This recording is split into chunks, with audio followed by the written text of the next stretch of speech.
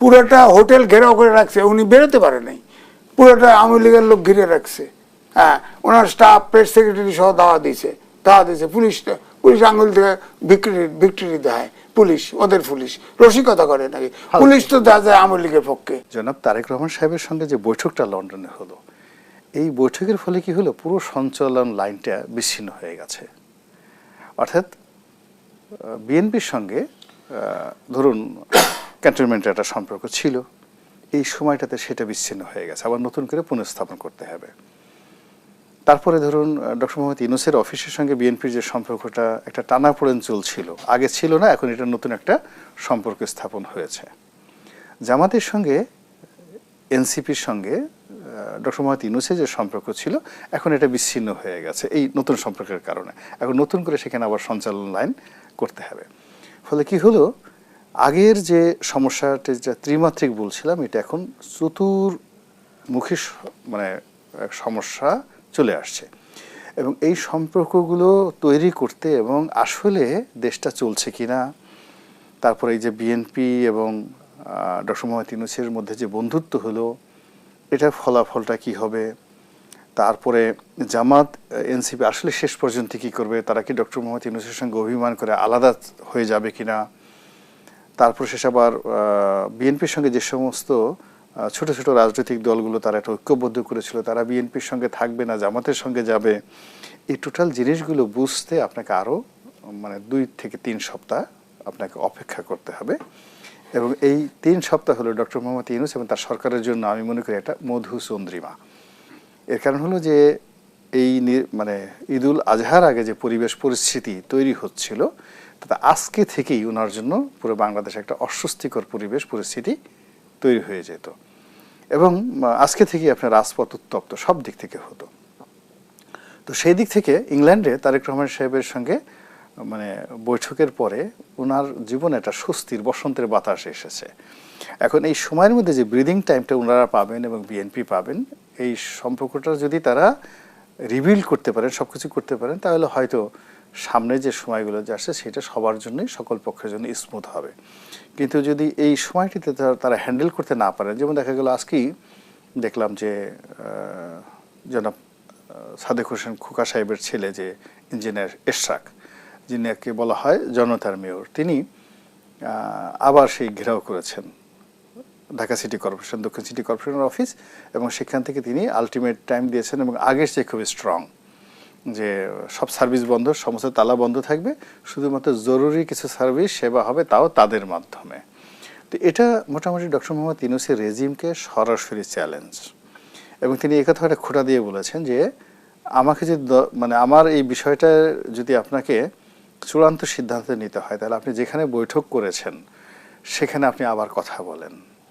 It means যে ওখানে যে কথা হয়েছে, লন্ডনে যে গোপন কথা হয়েছে, সেই কথার মধ্যে এশরাক সাহেবের বিষয়টি এজেন্ডাতে ছিল না বা আলোচিত হয়নি যে কোনোভাবে, অথবা আলোচিত হয়েছে সেটা আসার পর এশরাক সাহেব দেখেননি। তো সব মিলিয়ে মানে ওখানে যে আলাপ আলোচনাটা হয়েছে লন্ডনে, সেই আলোচনা তো 2 নেতার মধ্যে, শীর্ষ নেতার মধ্যে একান্ত গোপনীয়, আমরা ওয়ান টু ওয়ান বৈঠক হয়েছে। এখন সেই বৈঠকের যে মারফতির দিক, এটা তো আমরা জানি না, কেউ বলেননি। তো এটা এই ধীরে ধীরে আগামী 15 দিনে প্রকাশ পাবে। বিকজ ওখানে ডক্টর মোহাম্মদ ইউনূসের কিছু এক্সপেকটেশন আছে, তিনি জনাব তারেক রহমান সাহেবের কাছে কিছু চেয়েছেন, দাবি করেছেন। আবার জনাব তারেক রহমান সাহেবও তারও কিছু দাবি তিনি উপস্থাপন করেছেন। ইটস নট অনলি ইলেকশন, কেননা ফেব্রুয়ারি মাস পর্যন্ত সরকারের প্রতি যে তারা নির্ভর করে থাকবেন, তো হাতে তো এখন অনেক সময়। তো এই সময়টার মধ্যে উভয় পক্ষেরই একটা সমঝোতার দরকার। ডক্টর মোহাম্মদ ইউনূসের জন্য দরকার একটা peaceful environment, assured and confirm by the BNP. আর বিএনপির জন্য যেটা দরকার যে একটা সুন্দর নির্বাচন হবে এবং এখানে কোনো রকম ভক্কি সক্কি, যেটাকে বলা হয় ফাঁকিবাজি, ছলচাতুরি, কোনো কিছু হবে না। অ্যাডজেক্ট ইলেকশন হবে তারা যেভাবে চায়, এবং সেই ইলেকশনে তারা বিজয়ী হয়ে ক্ষমতায় আসবে, তারেক রহমান সাহেব বিজয়ের বেশে বাংলাদেশে চলে আসবেন। তো এই জিনিসটির ব্যাপারে তিনি কতগুলো হয়তো, বিএনপিতে একটা ম্যাচিউর দল, তার অনেক লোক আছে, অনেক জন আছে, তো তারা ওখানে, তো তারেক রহমান সাহেব একা যাননি, মানে তিনি এর জন্য যে গ্রাউন্ড ওয়ার্ক করেছেন, তার একটা গবেষণা টিম আছে, তার একটা এক্সিকিউটিভ বডি আছে, তার একটা অ্যাডভাইজারি কমিটি আছে। তো সবাই মিলে তাকে যে কথাগুলো বলেছেন, যে প্রস্তাবনাগুলো দিয়েছেন, সেই প্রস্তাবনাগুলো নিয়েই উনি ডক্টর মোহাম্মদ ইউনূসের কাছে বলেছেন। আর ওইগুলো ডক্টর মোহাম্মদ ইউনূস কীভাবে বাস্তবায়ন করেন তার উপর নির্ভর করবে যে আগামীতে যে 15 দিন বা 3 সপ্তাহ যে সময়, অর্থাৎ ফার্স্ট উইক অফ জুলাই, এর মধ্যে সরকারের ভাগ্যে কি আছে আর বিএনপির ভাগ্যে কি আছে। কিন্তু ফেব্রুয়ারিতে নির্বাচনের যে আলোচনাটা সামনে এলো বৈঠকের পরপরই, সেখানেও তো আমরা যদি কিন্তু দেখছি সরকারের তরফ থেকে যেমনটি বলা হয়েছে যে সকল প্রস্তুতি সম্পূর্ণ করা গেলে। আমি সোজা বাংলায় বলি, নির্বাচনের যে বিষয়টি, এটি ডক্টর মোহাম্মদ ইউনূস উনি এক চুল ছাড় দেননি। উনি প্রথম থেকে যে কথা বলেছেন যে ডিসেম্বর থেকে জুনের মধ্যে এটা হলে এটা হবে, এটা হলে হবে, যদি কিন্তু, এবং তারেক রহমান সাহেবের সাথে ওনার যে বৈঠক, সেই বৈঠকেও তিনি সেই কথাই বলেছেন। আবার তারেক রহমান সাহেব যে কথাটা বলেছেন, তিনি ফেব্রুয়ারি মাসে কিন্তু নির্বাচন চাননি। তিনি যে কথাটা বলেছেন, তিনি ফেব্রুয়ারি মাসে নির্বাচন চাননি।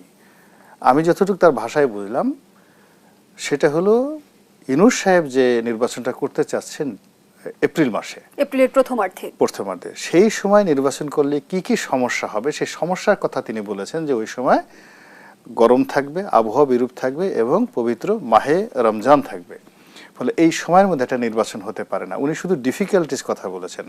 তার প্রেক্ষিতে যে বিবৃতিটা আসছে জয়েন্টলি, যে ঠিক আছে মাঝামাঝি এটা ফেব্রুয়ারি মাসে নির্বাচন হতে পারে, তো এটা মানে যারা আমির খসরু মাহমুদ সাহেব বা খলিলুর রহমান সাহেব তারা বলেছেন, কিন্তু তারা তো মিটিংয়ে ছিলেন না।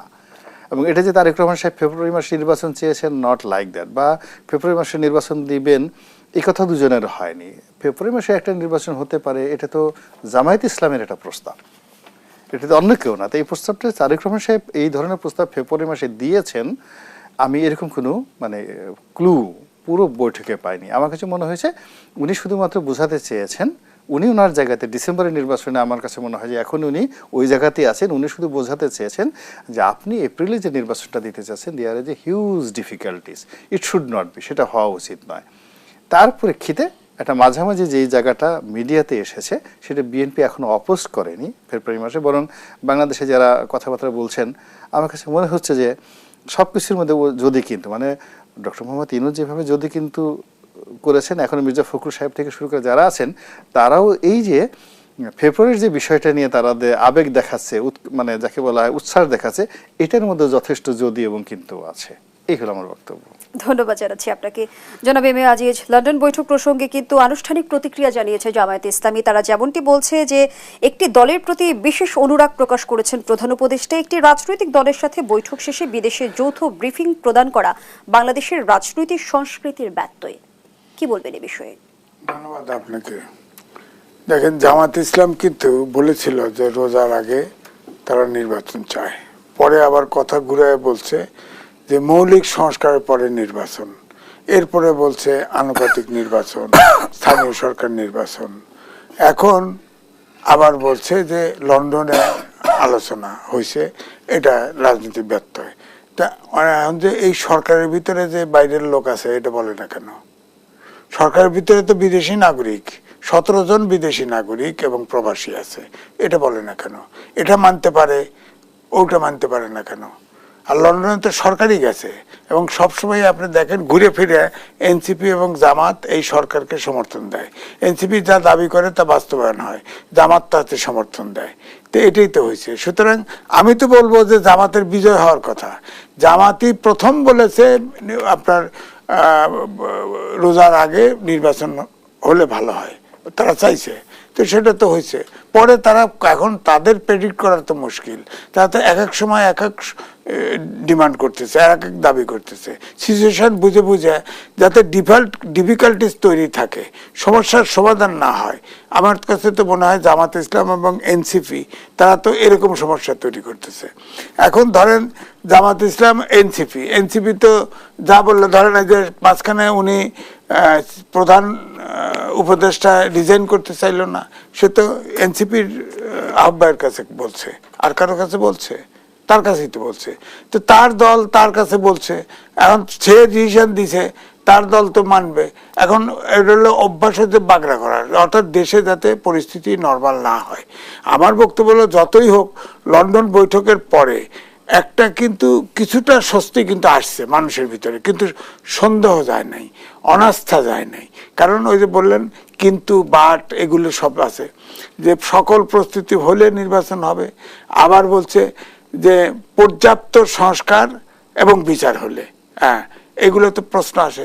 এখন শেষ মুহূর্তে বলে দিল পর্যাপ্ত সংস্কার হয় নাই, হ্যাঁ কিন্তু আমির খসরু মাহমুদ যখন ব্রিফিং দিল, বিচারের অগ্রগতিটা আসলে কোন মানদণ্ডে নির্ধারিত হবে? বিচার যেহেতু বিচারিক প্রক্রিয়ার মধ্য দিয়ে সম্পন্ন হবে। বিচারিক আওয়ামী লীগের যত নেতা আছে এখন ছাত্ররা পর্যন্ত যাকে ধরে তারই 1000 কোটি, তার বিচার হইতে হবে না?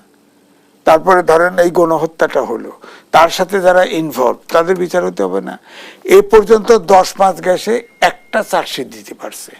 সুতরাং প্রত্যাশা তাহলে তো ডক্টর মোহাম্মদ ইউনূসকে বলতে হবে যে পর্যাপ্ত বিচার বলতে এইটুকু বোঝা যায়, এইটুকু হলে আমরা নির্বাচনে যাব। সেটা তো বলতেছে না, হ্যাঁ কারণ একটা চার্জশিট দিয়েছে। যদি এই গতিতে বিচার হয় তাহলে তো 50 বছর লাগবে। তো 50 বছর নির্বাচন ওয়েট করতে হবে, নির্বাচন হবে না আপনি বলেন। তারপরে ধরেন এই যে ধরেন আজকে যে প্রত্যাশা, ইলেকশন কমিশন বললো তারা রেডি, আবার আইন স্বরাষ্ট্র উপদেষ্টা বললো যে আমার পুলিশ রেডি। কিন্তু প্রধান নির্বাচন কমিশন কিন্তু এও জানিয়েছে যে ফেব্রুয়ারিতে নির্বাচনের বিষয়ে আনুষ্ঠানিকভাবে কিছুই জানে না সিইসি। সরকারের সঙ্গে আলোচনা হলে ইসি সরকারের ভাব বুঝতে পারবে। তাহলে আসলে ফেব্রুয়ারিতে নির্বাচনের নিশ্চয়তা কি? সে আলোচনায় ফিরতে চাই, একটা বিরতি নিয়ে ফিরছি। দর্শক, দেশ সাম্প্রতিকের এই পর্যায়ে একটা বিরতি নিচ্ছি, সাথেই থাকুন। ফিরে এলাম, আপনারা দেখছেন দেশ টেলিভিশনের নিয়মিত আয়োজন দেশ সাম্প্রতিক। আমরা আবারও ফিরছি আলোচনায়। জনাব এম এ আজিজ, যে আলোচনায় আমরা ছিলাম, ভোটের তারিখ নির্ধারণে ক্লিয়ারেন্স পায়নি ইসি, এমনটি জানিয়েছেন সিইসি। যেমনটি আসলে প্রধান নির্বাচন কমিশনার বললেন, সরকারের সঙ্গে আলোচনা হলে ইসি সরকারের ভাব বুঝতে পারবে। না, বিষয়টা হলো যে ইলেকশন কমিশন তো সুমোটো আপনার এককভাবে ইলেকশন কমিশন ইয়ে দিবে না, শিডিউল দিবে না, অর্থাৎ ডেট তারিখ দিবে না। তো সরকারের সাথে আলাপ তার করতে হবে, করবে। আর যে আলোচনাটা হয়েছে ওই যদি কিন্তু অনেক কিছু দিয়ে, এই জন্য তো সন্দেহ আছে। সরকারও আবার ফের তাড়াতাড়ি করে কিনা ইলেকশন, এটাও তো সন্দেহ আছে বাজারে, তাই না, মার্কেটে আছে। সুতরাং এই জন্যই সমস্যাগুলি আছে। তবে আমি যেটা বলছি যে ইলেকশন সিইসিও বলেছে এবং স্বরাষ্ট্র উপদেষ্টা বলেছে তারা ইলেকশনের জন্য প্রস্তুত আছে। হ্যাঁ, এখন সরকারের পক্ষ থেকে গ্রিন সিগন্যাল পেলেই তারা কাজ শুরু করবে।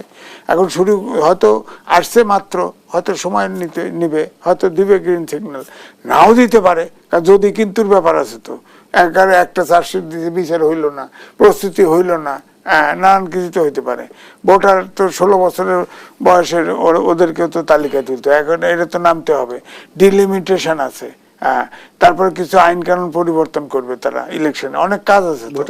প্রধান নির্বাচন কমিশনার জানিয়েছিলেন যে ডিসেম্বরে নির্বাচনের বিষয়ে ইসি প্রস্তুত। সেটা তো আগেও বলছিল, এটা হলো সিচুয়েশন বুঝে হয়তো ওনারা বলছেন। হ্যাঁ, তবে যেটা আছে ধরেন তাদের তো এখন ভোটার তো ইলেকশন কমিশন যা করে না, তাই না, ওখানের যে প্রশাসন আছে তাদের মাধ্যমেই তো করে, লোকজন দিয়ে, সেটা হয়তো করে ফেলবে। আর ইলেকশনে তো ভোটার লিস্টে তো কিছু অ্যাড হবে। আর আমাদের যে এনআইডিটা করে গেছে, এনআইডিটা তো আসলে বেসিক্যালি আর্মি করে দিছে, তাই না। এখন তার সাথে কাছে কিছু যুক্ত করা, চেক করা, কারা মরে গেছে বাদ দেওয়া আর যোগ দেওয়া, এটা হয়তো করবে। ডিলিমিটেশনটায় অনেকগুলো হিয়ারিং হয়, এটাও কিন্তু একটু জটিল ব্যাপার। অনেক সময় দেখা যায় কনস্টিটিউয়েন্সি ভাগ হয়, এই অঞ্চল কেটে ওদিকে দেয় অথবা এদিক দেয় তেদিক দেয়, এগুলো হিয়ারিং হবে। তো এটা 2-3 মাসে, আমাদের যে তত্ত্বাবধায়ক সরকার ছিল তারা তো 3 মাসের ভিতরে সবকিছু ইলেকশন সহ করতে পারছে, এরাও পারবে। সরকার যদি আন্তরিক হয়, সবাই যদি স্টেক হোল্ডাররা কোঅপারেট করে, ইজিলি সম্ভব হবে। আর যেটা পুলিশের ঘাটতি আছে, আমি বলবো আর্মিকে ম্যাজিস্ট্রেসি পাওয়ার দেওয়া আছে, প্রয়োজনে আর্মি ডিপ্লয় করে দিবে, সমস্যা কি। ধন্যবাদ জানাচ্ছি আপনাকে জনাব গোলাম মাওলা রনি। লন্ডন বৈঠকের মধ্য দিয়ে আমরা দেখলাম সরকার এবং বিএনপির মধ্যে যে টানাপোড়েন চলছিল সেটির অবসান হলো এবং নির্বাচন নিয়ে এক ধরনের সমঝোতায় পৌঁছেছে দুই পক্ষই। যদিও এ ধরনের সমঝোতার বিষয়ে আপত্তি জানিয়েছে জামায়াত এবং এনসিপি। জামায়াত ইসলামী যেমনটি বলছে, একটি রাজনৈতিক দলের সাথে বিদেশে যৌথ ব্রিফিং প্রদান করার রাজনৈতিক সংস্কৃতির ব্যত্যয় আসলেই কি দায়ী? না, আসলে জামাত একটা আন্তর্জাতিক দল, তাদের মুখে আসলে এই কথা মানায় না। বিএনপি একটা লোকাল দল। এই কারণ হলো আমি গোলাম আজম সাহেবের একটা সাক্ষাৎকার দেখলাম, এটা কি মানে কত সালে এটা না, তো তাকে জিজ্ঞাসা করে হচ্ছিল যে জামায়াত ইসলামী বাংলাদেশ কেন, তো বললো যে জামাত তো মূলত প্রতিষ্ঠিত হয়েছে দিল্লিতে, এরপরে এটি পাকিস্তান জামানাতে পাকিস্তানের যে শাখা হিসেবে এটা বাংলাদেশের মানে পাকিস্তানের হেডকোয়ার্টার বাংলাদেশের শাখা হিসেবে জামায়াত ইসলামী বাংলাদেশ ওইভাবেই আছে, এখন পর্যন্ত আমরা সেটা কোনো পরিবর্তন যায় নাই। তো সেই ক্ষেত্রে আপনি যদি ধরেন ওই স্ট্রাকচার মানে গোলাম আজম সাহেবের সেই যে বক্তব্য, সেই বক্তব্যের বাইরে কাউন্টার জামাত ইন্ডিপেন্ডেন্টলি দাঁড়িয়েছে বা আলাদা পাকিস্তান জামাতের সাথে তাদের কোনো সংযোগ নেই, তারপরে শেষে যাকে বলা হয় দিল্লি মার্কাজের সাথে তার কোনো সংযোগ নেই, এটাতে তো জামাত এখনো বলেনি। ইটস ইন্টারন্যাশনাল পার্টি, জামাত একটা ইন্টারন্যাশনাল পার্টি। আবার তাবলিগ জামাতের মতোই, তাবলিগ জামাতের ধরেন দিল্লি মার্কাজ আছে, বাংলাদেশ মার্কাজ আছে, এরকম আর কি জামাতের ইন্টারন্যাশনাল পার্টি। দ্বিতীয়ত হলো জামাতের যে আন্তর্জাতিকতা আছে, আমি মনে করি তাদের যে শক্তিমত্তা ঢাকার শহরে, তার সাথে লন্ডনে তাদের শক্তি কিন্তু কোনো অংশে কম না। সব দিকে they have very good logistic power. তাদের যে টাকা পয়সাগুলো আসে, এর একটা বিরাট অংশ আসে মধ্যপ্রাচ্য থেকে। মধ্যপ্রাচ্য দুবাইতে যদি আপনি যান, তারপর শেষে জেদ্দাতে আপনি যদি যান, সেখানে জামাতের আমির, ওখানে জেদ্দার যে রাজা আছেন বা মানে ওখানে রাজপরিবারের যে সদস্য আছেন, তিনিও এত লোক জড় করতে পারবেন না। উনি গেলে এত লোক ওনাকে রিসিভ করার জন্য উনি যদি চান, যে ডিজায়ার করেন যে আমি জেদ্দা এয়ারপোর্টে নামবো, আমার জন্য 1 লাখ লোক লাগবে, তো জামাতের সৌদি আরবে 1 লাখ লোক জেদ্দা এয়ারপোর্টে এসে তাকে রিসিভ করবে। যেহেতু ওখানে আইন কানুন খুব কঠিন, অনেকের চাকরি থাকবে না, কিন্তু উনি যদি ডিজায়ার করেন, ওনার কিন্তু সেই সংগঠন আছে।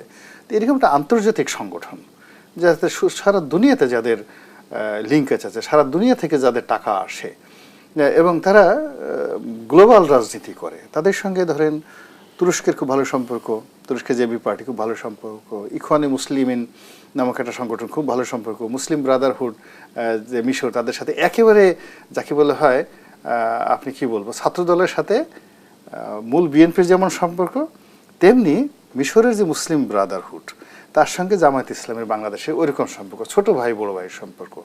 তো এইরকম একটা গ্লোবাল পার্টি, আমার কাছে মনে হয় জামাতের মতো এরকম কোনো গ্লোবাল পার্টি পৃথিবীতে দ্বিতীয়টা নাই। এটা গ্লোবাল পার্টি। তো তাদের দৃষ্টিভঙ্গি, তারা নিজেরা এত বড়, এত উদার, এত তাদের আন্তর্জাতিকতা, তো সেখান থেকে বের হয়ে তারা বিএনপিকে এত ছোট ভাবছে কেন? বিএনপিটা লন্ডনে কথা বলেছে, একটা সংবাদ সম্মেলন করেছে, এটা কি দোষ? 1 2 নম্বর হলো যে এখানে তো টোটাল বিষয়টা হয়েছে ডক্টর মোহাম্মদ ইউনূসকে নিয়ে। তো ইউনূস সাহেব যদি লন্ডনে বৈঠক না করে তিনি যদি বেগম জিয়ার সাথে ঢাকাতে করতেন, তাহলে তো বিএনপি না করতো না, কিন্তু তিনি করেছেন লন্ডনে। এখন লন্ডনে করেছেন, এখন যদি গালাগালি করতে হয়, রাগারাগি করতে হয়, ইউনূস সাহেবের সাথে করতে হবে, কিন্তু বিএনপির কোনো দোষ নেই। এবং ইউনূস সাহেব ডিজায়ার করেছেন, এজন্যই বৈঠক হয়েছে, তারেক রহমান সাহেব তার ডিজায়ার করেন নাই। আর ইউনূস সাহেব তো আন্তর্জাতিক মানুষ, উনি তো যেখানে যান সেখানে সংবাদ সম্মেলন করেন।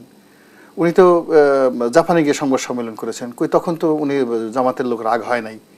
কয়েকদিন আগে উনি গিয়া যাকে বলা হয় নিউ ইয়র্কে গিয়ে করলেন, তারপর শেষে উনি কোথায় গেলেন, ইন্দোনেশিয়া গেলেন, 11 বার গেছেন, 11 বারই তো উনি সেই বিবিসির সাথে কথা বলছেন, সিএনএর সাথে বলছেন, ফক্সের সাথে কথা বলেছেন, ওয়াশিংটন পোস্টের সাথে কথা বলেছেন, আল জাজিরার সাথে কথা বলেছেন, সব সময় কথা, এবং সব ইংরেজিতে কথা বলেছেন।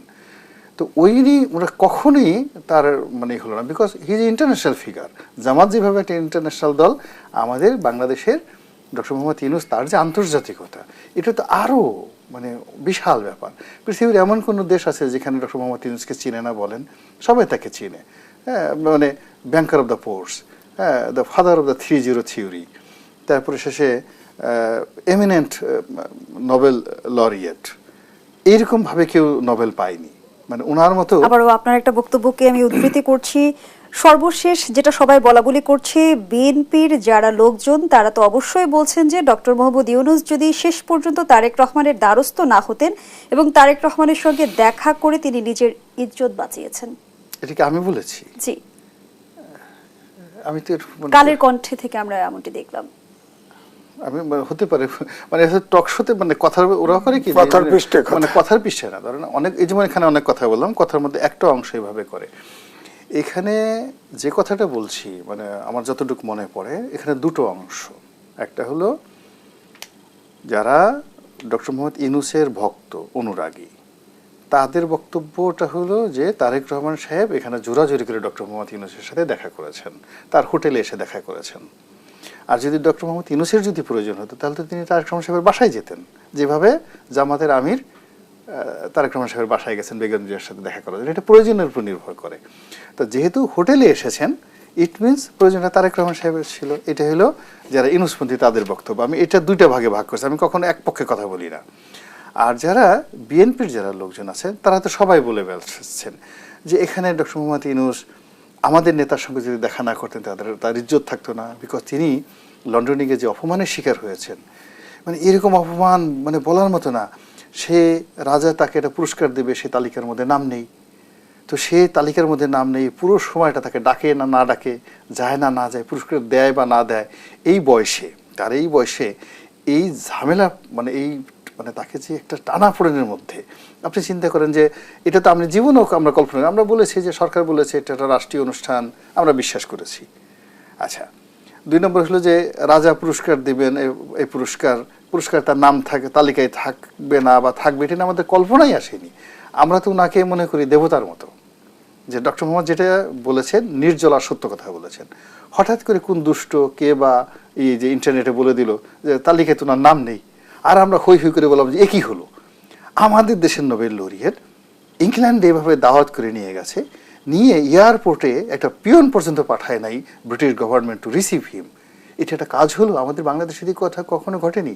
আমরা বঙ্গবন্ধুকে এত কিছু বলি, তারপর সেই বঙ্গবন্ধু যখন কিচ্ছু না, জাস্ট পাকিস্তান কারাগার থেকে তিনি মুক্ত হয়েছেন, হি ইজ এ লিডার, তাকে রিসিভ করার জন্য তার বিদেশ সফর ক্যান্সেল করে mister Edward Heath he was in airport, এবং গিয়ে তিনি বঙ্গবন্ধুর সেই গাড়ির দরজাটা খুলে দিয়েছেন।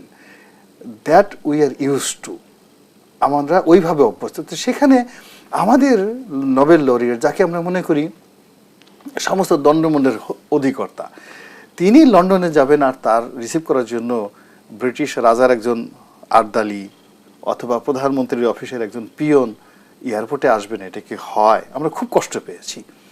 তো এই জন্য বিএনপির লোক বলে যে এটা হতে পারে না। সেকেন্ড থিং হলো তালিকাতে নাম নাই। আর এই চিন্তা করেন যে যেদিন উনি পুরস্কার পাইছেন সেই দিন আমাদের মানে মনে হলো যে আমাদের মাথার উপর থেকে একটা বিরাট ঝামেলা গেল। হ্যাঁ, আদারওয়াইজ আমরা তো মরে যেতাম, গলায় দিতে মরতাম যদি যে অবস্থার সৃষ্টি হতো, যদি কোনো কারণে পুরস্কারটা হাতছাড়া হয়ে যেত। পরে উনি যখন পুরস্কার পাইলেন সেই ছবি আমরা দেখলাম, আমরা সবাই সেদিন আমরা যারা ডক্টর মোহাম্মদ ইউনূসকে ভালোবাসি, আমাদের যে কি সুন্দর ঘুম হয়েছে, আমাদের কারো ঘুমের ট্যাবলেট সেদিন রাতে খাইতে হয় নাই। হ্যাঁ, ঘুমের ট্যাবলেট খেলে সেদিন আমরা মারা যেতাম নির্ঘাত মনের আনন্দে। যাই হোক, এরপর হলো তারপরে যেটা হলো অস্বস্তিকর একটা পরিবেশ। আমরা তো মনে করি যে ডক্টর মোহাম্মদ ইউনূস সাহেব রাজার মেহমান হিসেবে গেছেন, দ্য কিংস, হ্যাঁ তার মেহমান, রাজকীয় মেহমান, রয়্যাল গেস্ট। তো সেখানে প্রধানমন্ত্রী of England is suppose two B the under the king. তো সেই রাজার মেহমানকে দেখা করার জন্য তারেক রহমান সাহেব যেভাবে তার হোটেলে দেখা করেছে, ব্রিটিশ প্রধানমন্ত্রী তো ওনার সাথে সে হোটেলে দেখা করবেন রাজার মেহমান হিসেবে, যদি আমরা তাকে মনে করি হিজ এ রয়্যাল গেস্ট। ও মাই গড, আমরা দেখলাম যে ডক্টর মোহাম্মদ ইউনূস প্রাণান্ত চেষ্টা করছেন with all of his effort British প্রধানমন্ত্রীর সাথে একটা বৈঠক করার জন্য, এবং তিনি সরাসরি রিজেক্ট করে দিয়েছেন। তাহলে যুক্তরাজ্য সফরের আসলে আমরা যদি সফলতা ধরে নেই, সফলতা কি দেখেন? আমি সে আলোচনায় ফিরতে চাই, আবারও বিরতির সময় হয়েছে।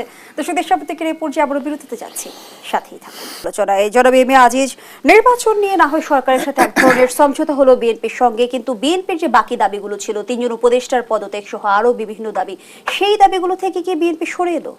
না, নির্বাচন চাইছে, নির্বাচন যে হয়েই গেছে এটা ধরতেছেন কেন? একটু গাছটা বাতাস আসছে, একটু গাছটা নড়ছে, গাছ থেকে আম পড়বে কিনা এটা পরে ওয়েট করতে হবে। দুই পক্ষ সন্তুষ্টের কথা জানিয়েছে। তবে এটা ঠিক যে এই যে লন্ডনে গেছে, এটা তো তারেক রহমানের সাথে দেখা করার জন্যই গেছে, এটা পরিষ্কার। কারণ হলো রাজার দাওয়াতে যদি যাইতো তাহলে তো অন্তত থাকতে দিত, খাইতে দিত, হ্যাঁ পুলিশ দিত। এই তার স্টাফদেরকে ধাওয়া দিছে আওয়ামী লীগের লোক, তার হোটেলটা চারপাশে ঘিরে রাখছে, পুলিশ নাই। হ্যাঁ, রাজার গেস্ট হলে এরকম অপদস্থ করতে পারে বলেন? হোটেল বিল তো, হোটেল বিল 3.5 কোটি টাকা, 37টা রুম ভাড়া করছে, 3.5 কোটি টাকা বাংলাদেশের দিয়ে দিছে। হ্যাঁ বলেন, এটা তো রাজার দেওয়া উচিত ছিল না? রাজা কি এত, আমি ব্রিটেনের রাজা এত যে গরিব হয়ে গেছে এর তো বুঝি নেই। সারা পৃথিবী এক সময় থেকে ট্যাক্স খাজনা তুলে লুট করছে, এখন এত গরিব হয়ে গেছে। আমাদের গেস্ট ডাইকে নিল, আমাদের ইন্টারন্যাশনাল লেভেলের লোক আমরা দিলাম। ডক্টর মোহাম্মদ ইউনূস, রনি ভাই বললো না, সারা বিশ্বের বিখ্যাত লোক, তারে ডেকে নিয়ে এইভাবে অপমান করলো। এবং প্রাসাদে যখন পুরস্কার দিয়েছে সেখানে তো খাওয়া দাওয়ার কোনো অনুষ্ঠান না, দেখি কোনো খাওয়া দাওয়া নাই, কোনো খাওয়া দাওয়া নাই। একটা লোক রাজা ডেকে নিছে গেস্ট, তারা খাওয়া দেয় নাই, তারা সিকিউরিটি দেয় নাই, তারা থাকার জায়গা দেয় নাই। চিন্তা করছেন আপনি আমাদেরকে কিভাবে? তারপরেও তিনি এসে ইলেকশন দিতেছে, এটিই বেশি অপমান সহ্য করেও দিচ্ছে। আমরা যদি বাংলাদেশে হয়তো অবশ্যই ওনার পক্ষে মিছিল বের করতাম। এইভাবে অপমান আপনি চিন্তা করেন, থাকার যাওয়া দেয় নাই, খাওয়ার দাওয়া, পুরোটা হোটেল ঘেরাও করে রাখছে, উনি বেরোতে পারে নাই, পুরোটা আওয়ামী লীগের লোক ঘিরে রাখছে। হ্যাঁ, ওনার স্টাফ, প্রেস সেক্রেটারি সহ দাওয়া দিয়েছে। পুলিশ আঙুল থেকে ভিক্টরি দেয়, পুলিশ, ওদের পুলিশ রসিকতা করে নাকি? পুলিশ তো যা যায় আওয়ামী লীগের পক্ষে ছিল। এই রাজা ডেকে নিচে অপমান করার জন্য, তো বোঝা গেল আমাদেরকে অপমান করছে। তো এই জন্য আমি বলছি যে এখন যে নির্বাচন, এটা এই জন্য অনেক ইফ বাট আছে, কিন্তু আছে। এই জন্য মানুষের ভিতরে সংশয় দূর হয় নাই। সংশয় এখন যদি সংশয় দূর হয়, যদি আপনার ইস্তেহার দেয়, ইলেকশনের শিডিউল যদি যেদিন ঘোষণা করবে সেদিন বুঝবেন যে নির্বাচন হতে যাচ্ছে।